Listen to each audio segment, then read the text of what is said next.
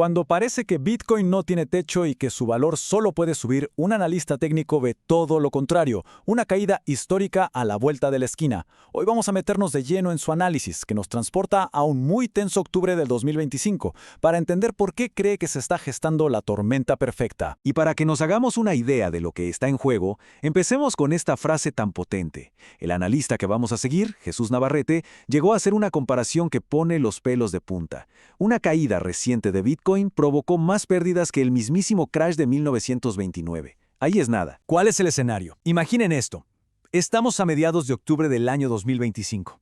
Después de una racha alcista larguísima, el mercado se siente agotado, tenso, está en una verdadera encrucijada. Y aquí está el meollo del asunto. Tenemos una tendencia alcista muy fuerte de 2 años que se está dando de cabeza una y otra vez contra un muro, una resistencia histórica en los $117,000 que sencillamente parece infranqueable. Ok, pero para entender por qué este analista es tan pesimista, primero tenemos que hablar su mismo idioma. Hay que entender las herramientas específicas que él usa para interpretar lo que dice el mercado. Empecemos por el concepto clave de todo su sistema, la autocorrección. Pensemos que es como una línea divisoria en el gráfico, un punto de equilibrio. Si el precio se mantiene por encima de esa línea, el ambiente es optimista, alcista. Pero si cae por debajo, la cosa se pone fea. Y aquí viene lo interesante. Esta línea de autocorrección no es estática, cambia de función. Miren, si el precio cierra por encima de ella, a esa línea la llama mínimo perfecto y se convierte en un suelo, un soporte. Eso es una señal alcista. En cambio, si el precio cierra por debajo, la misma línea se transforma en un máximo perfecto, o sea, un techo, una resistencia, y eso, claro, es una señal bajista. Es la misma línea, pero te cuenta una historia completamente diferente dependiendo de dónde esté el precio. Bien, ahora que entendemos el concepto, veamos cómo se aplica esto en la práctica para construir un argumento tan sólido a favor de una caída del mercado, y todo en un solo día. Porque ese día, el 15 de octubre, no fue solo una señal de alerta. No. Fue como si todas las alarmas se encendieran al mismo tiempo, pintando lo que el analista describió como un panorama súper negativo. A ver, analicemos el gráfico de ese día. Primero, la vela diaria cerró en rojo, negativa. Segundo, el precio cerró por debajo de la autocorrección, convirtiéndola en un máximo perfecto, una resistencia. Tercero, también cerró por debajo de una media móvil muy importante a corto plazo, la EMA3. Y por si fuera poco, el indicador de divergencia, que mide la fuerza del movimiento, se fue a territorio negativo. O sea, se alineó todo para una caída. Y además de todo esto, en el horizonte a mediano plazo se estaba dibujando algo más. La famosa Cruz de la Muerte o Death Cross. Es una de las señales bajistas más temidas por los operadores y ocurre cuando una media móvil de corto plazo cruza hacia abajo a una de largo plazo.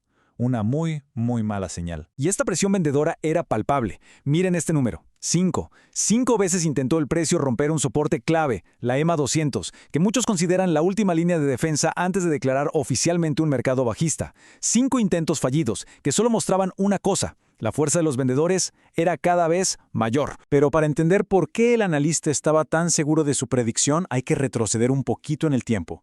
Solo un par de semanas, a principios de octubre, porque ahí se gestó una trampa perfecta. Porque, increíblemente, a principios de mes, el panorama era totalmente opuesto. Una de las herramientas del propio analista, una calculadora de probabilidades, estaba gritando compra con un 99% de probabilidad, casi una certeza. ¿El problema? Que toda esa euforia compradora iba de frente contra ese muro que ya mencionamos, los $117,000. Una resistencia que ya había frenado el precio 8 veces antes y que una vez más demostró ser más fuerte que cualquier indicador a corto plazo. Y esto nos lleva a la lección más importante de su filosofía. Y lo dice él mismo, los números y los indicadores son una ayuda, claro que sí, pero no son una bola de cristal. El contexto, la historia del precio y, sobre todo, el sentido común siempre tienen que estar por encima. Y es que este análisis no nace de la nada. Detrás hay toda una filosofía sobre cómo funcionan realmente los mercados y, en especial, por qué las grandes caídas, los crashes, son simplemente inevitables. Fíjense, esta idea no es solo una opinión. Se basa en estudios, como uno publicado en la prestigiosa revista Nature, que concluye que las grandes caídas no son accidentes o fallos del sistema. Son parte del juego. Están, por así decirlo, integrados en el ADN del mercado. Y la razón es bastante simple en realidad. A veces los grandes jugadores, las ballenas, venden todos a la vez. Eso genera un efecto dominó.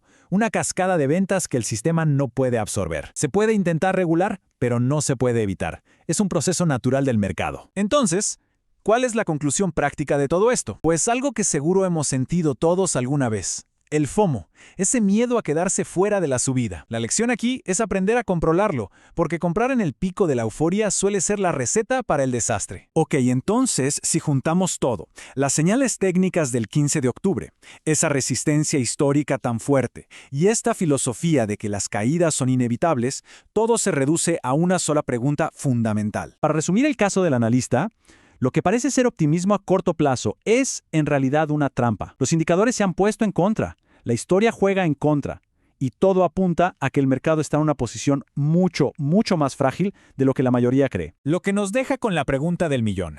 Durante 2 años, Bitcoin ha seguido un patrón casi perfecto. Sube, retrocede un poco para tomar impulso y vuelve a subir. Pero con todas estas señales de alarma sobre la mesa, la gran pregunta es, ¿será esta vez diferente? Después de 2 años de seguir el mismo libreto, ¿está Bitcoin a punto de salirse del guión de la peor manera posible?